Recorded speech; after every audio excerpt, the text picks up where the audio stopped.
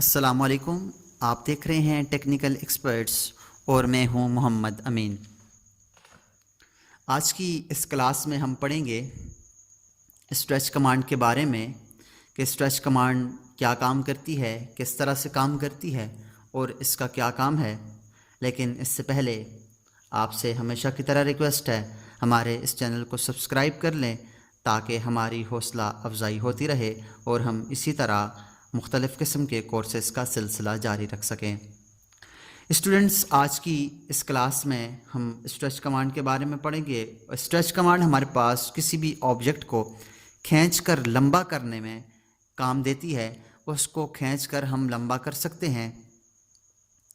तो इस stretch command को एक्टिव करने के 3 तरीके हैं। इसका एक तरीका ये है कि हम इसको यहाँ से मॉडिफाई टूल बार में से स्ट्रेच के ऊपर क्लिक करें तो हमारे पास ये कमांड एक्टिव हो जाएगी।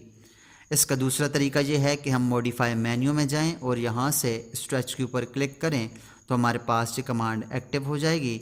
और इसका तीसरा तरीका ये है कि हम कमांड प्रॉम्प्ट के ऊपर एस लिख कर एंटर करें तो हमारे पास ये कमांड एक्टिव हो जाएगी।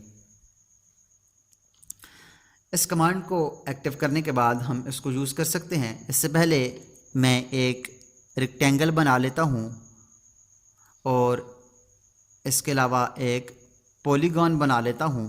पॉलीगॉन के लिए मैं यहाँ पर नंबर ऑफ़ साइड 7 देता हूँ और उसके बाद सेंटर ऑफ पॉलीगॉन देता हूँ और उसके बाद सब्सक्राइब सर्कल और यहाँ पर मैं एक पॉलीगॉन बना लेता हूँ।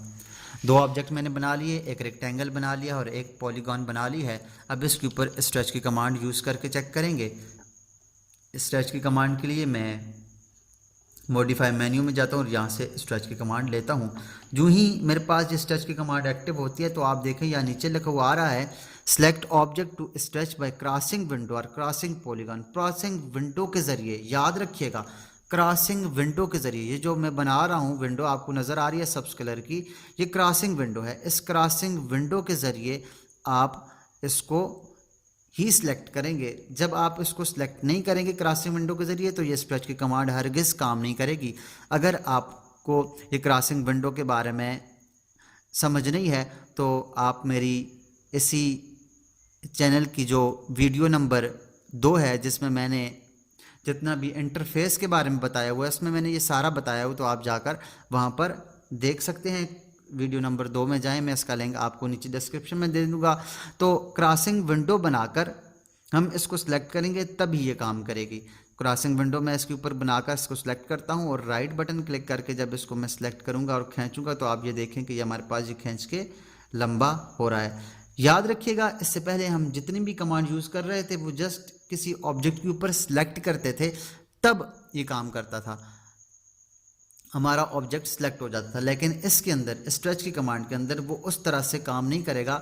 आपने लाजमी क्रॉसिंग विंडो बनाकर अपने ऑब्जेक्ट को सिलेक्ट करना होगा, अदरवाइज़ ये स्ट्रेच की कमांड आपके पास काम नहीं करेगी। दोबारा से स्ट्रेच की कमांड लेते हैं और दोबारा से क्रॉसिंग विंडो बनाकर हम इस पॉलीगॉन को सिलेक्ट करते हैं और राइट बटन क्लिक करते हैं और मैं यहाँ से इसको पकड़ के खींचता हूँ तो आप देखें कि हमारे पास ये पॉलीगॉन ये खींच रही है। मैं इसको जिस साइड भी खींच के लंबा करूँ तो ये मैं इसको खींच के लंबा कर सकता हूँ।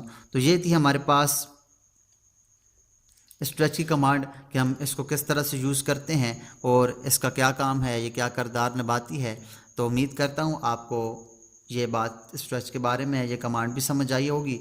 अगर आपको ये बात समझ आई है, ये क्लास समझ आई है स्ट्रेच के बारे में कि ये कमांड क्या काम करती है, तो हमारी इस वीडियो को ज़रूर लाइक कीजिएगा और अपने दोस्तों के साथ भी शेयर कीजिएगा। अगर आपको सही समझ ना आई हो, कोई बात आपको समझ ना आई हो तो आप ज़रूर कमेंट्स में पूछ सकते हैं और अपने ख़यालात का इज़हार भी कमेंट्स में कीजिएगा कि आपको मेरी ये वीडियो अच्छी लग रही हैं या नहीं। उम्मीद करते हैं आपको ये वीडियो अच्छी लगी होगी और इसको अपने दोस्तों के साथ भी शेयर ज़रूर कीजिएगा। तो आज के लिए इतना ही, मिलते हैं नेक्स्ट क्लास में। तब तक अपना और अपने साथ जुड़े हर रिश्ते का ख्याल रखिएगा। अल्लाह नेगेबान।